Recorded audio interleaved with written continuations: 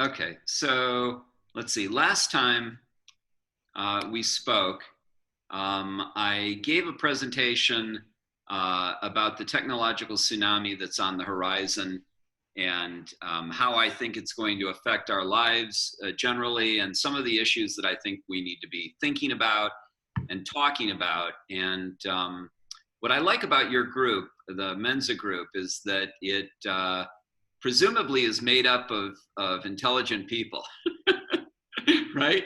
So people with a higher IQ, people that think critically about issues generally. And I think that that's very much what we need going forward, is for people to develop their critical thinking skills. And even before that, to develop the concept of an open mind and the idea that alternative perspectives should not be seen as threats, but should be seen as assets, so that you can gain these alternative perspectives from others who don't think like you, who have different views, different opinions, different beliefs, grew up in different environments, had different input that caused them to see the world differently. These people are not your enemies. These people are resources that can that can help you to see the world more clearly. So that's okay. Don't worry about it. You know, dogs bark, kids cry, happens all the time. Right. Um, Something so in the background. yeah, I've got two dogs of my own. I'm sure they'll be running around barking at some point. In any case, it's obvious that we're in a very different time, right? It's almost as if we've kind of stepped into a time warp, and things just seem very different, right? And the reality is that a lot of these, what's different is not so much a massive change in society that has, well, let me take that back. There has been a pretty massive change in society, but really what's different is that we're seen, we're now invited to see a lot more that's going on in the world than we used to see.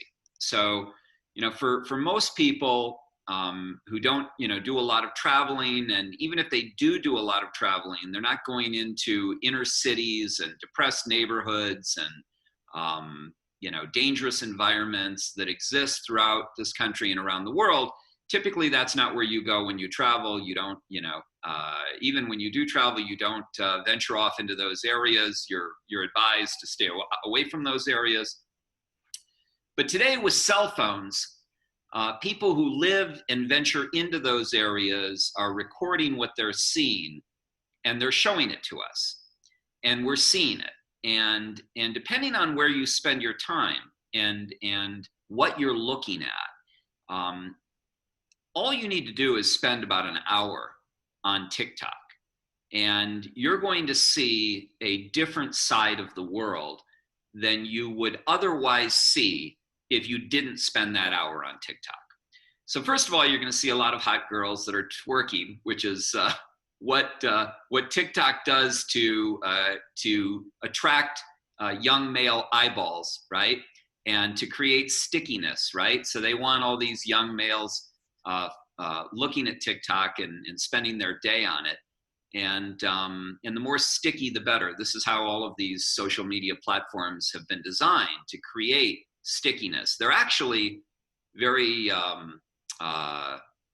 they don't serve our interests very well, in that it's not in our interest to be stuck to an app or to be looking at our phone, 6 or 7 hours a day. That's not in our interest, but it is in the interest of the app and the owner of the app, because they sell advertising. And the longer you stay and the more you're looking at their app, they use those statistics to define their advertising rates and to sell advertising. So they become more profitable. The more sticky they become, the more profitable they become.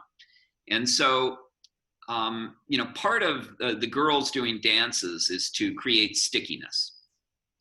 And the girls, who are doing it, of course, love it, because, these clicks, these likes, these hearts, these affirmations that we get. We all want affirmation. We all want validation. So it's almost like it's very much like the phenomenon that occurs in a Las Vegas casino when you pull the handle on a slot machine and you get the ringing bells, or you get the three bars, or you win a couple of quarters, or whatever you're doing. And whenever you're winning, it's reinforcing. And it doesn't even have to be a lot of money. It could even be just a like or a heart. But that actually releases chemicals in our brains and causes us to want more and more. Cell phones are incredibly addictive. You know the phenomenon of chain smokers, right? So we know tobacco is very addictive, and we know that there are some people who will light one cigarette after another, right? Well, that's very addictive, right? Well, what about the guy who's in a movie? He's in the movie theater, and he's looking at his cell phone while he's sitting in the movie theater, right? So he's got two forms of entertainment. The movie screen is not enough that he paid for, right? He's got to check his phone and play with his phone simultaneously while he's watching the movie or in the movie theater. That's the equivalent of putting two cigarettes in your mouth at the same time. That's not chain smoking. That's multiple cigarettes being consumed at once, right? So that's the level of addictiveness of this technology. So anyway, what part of what's happening, I believe, is that we're starting to see parts of the world and parts of our culture and parts of society in ways that we've never seen it before. And it's a wake-up call. And, we're getting a look at essentially what we as a society have created, and we all played a role. In very minor ways to very significant ways, depending upon who we are and what our history is. But some people were slave owners, right? So they played a very heavy role. Some people were bankers that redlined certain districts and chose not to invest in those areas, so they played a big role. Some people were police officers that behaved inappropriately or with racial overtones. They played a role. Some people were criminals and crack dealers who enticed young people into this illicit trade to make money. They played a role. The government, the war on poverty, the programs that we instituted. Young women were essentially told in the 1960s, hey, if you've got a bad life at home, and you want to get out of your home, well, here's a way that you can do it. And their friends would tell them, this is what I did. This is how it worked for me. I got pregnant, and, the guy who got me pregnant ran away, and I was able to get federal housing. I was able to get free housing. The only reason I got it was because I was pregnant, and I was told that, I was asked if my boyfriend was living with me, and I said no, and as a result, I got the money.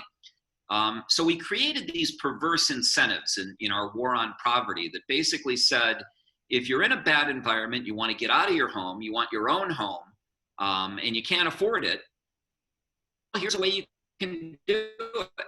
You can get pregnant, have the guy leave, and you'll get housing. Instead of creating the reverse incentives that might have been something along the lines of, you know what, if you stay in high school and you graduate from high school.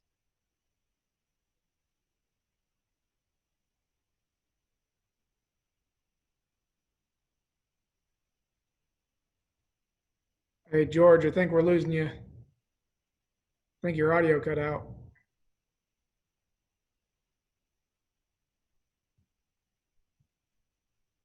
I just sent him a message in chat about that. George, don't go away. So, Cindy, did they really? Okay, good. They really give incentives in the '60s for women? Was that happening? Yeah. That's kind of how the welfare system, part of it. Is why people He got cut off. He's not here anymore. I'm sure he'll come back, but I'm Yeah. going to stop recording for the moment.